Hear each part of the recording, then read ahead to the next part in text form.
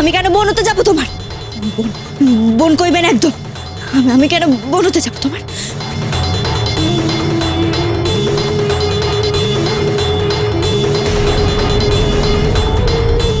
এসো চিত্রা।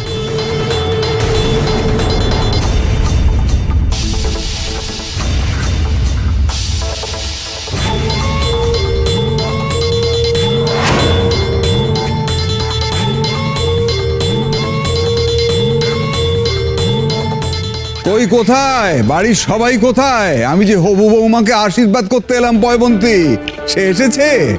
গুরুদেব এসেছেন? হ্যাঁ, চিত্রা এসেছে তো। তা হবু বৌমাকে পছন্দ হয়েছে তোমাদের? চিত্রা ভালো, কিন্তু মেয়েটা না কিরকম একটু অদ্ভুত, জানেন তো।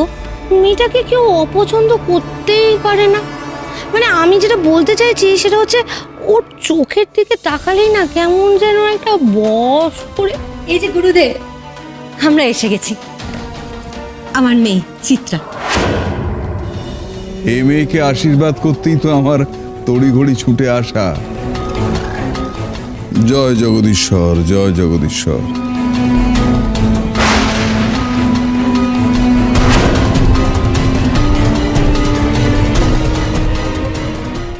আমিও আপনার আশীর্বাদ পাওয়ার জন্যই এতদিন অপেক্ষা করেছিলাম। আহা, কি অসীম ভক্তি! তাহলে কিঞ্জলের পাত্রী হিসেবে এ মেয়েকে পছন্দ করে আমি কোনো ভুল করিনি। কতদিন ধরে কিঞ্জলের যোগ্য পাত্রী খোঁজা হচ্ছিল, ভাবতে পারবেন না। মাফ করবেন গুরুদেব। আপনি চিত্রাকে নিয়ে যতটা উচ্ছ্বসিত, আমার মনে হয় না এবারের কেউ ততটা। এই সম্বন্ধটা মনে হয় না কেউ মন থেকে মানতে চায় গুরুদেব। কেন? এই কথা আপনার কেন মনে হচ্ছে সঙ্গিনী? দেখুন না গুরুদেব, আপনার ডাক শুনে আমরা ছুটে এলাম, কিন্তু এবারের লোকেরা তারা তো এখনো আসেনি। কাজের মেয়ে পঞ্চমী আমাদের গেস্ট রুমে নিয়ে গেছিল। গুরুদেব, আপনি বলেছিলেন বলে আমরা এসেছি, কিন্তু কিন্তু বাড়ির লোকেদের অনুপস্থিতি যথেষ্ট অপমানজনক গুরুদেব। আমরা ভাবছি এখান থেকে চলে যাব। না না না না না না না, আপনাদের এখান থেকে চলে যাওয়ার কোনো প্রশ্নই ওঠে না। কি হলো অদ্রিজা, এখনো দাঁড়িয়ে আছো কেন? পয়মন্তী কোথায়? তাকে ডেকে আনো।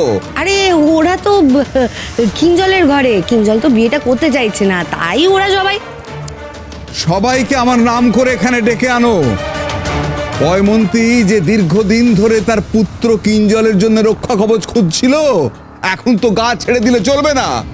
আমার নাম করে বলো যে আমি আদেশ করেছি সবাইকে ডেকে আনতে। ডেকে আনো।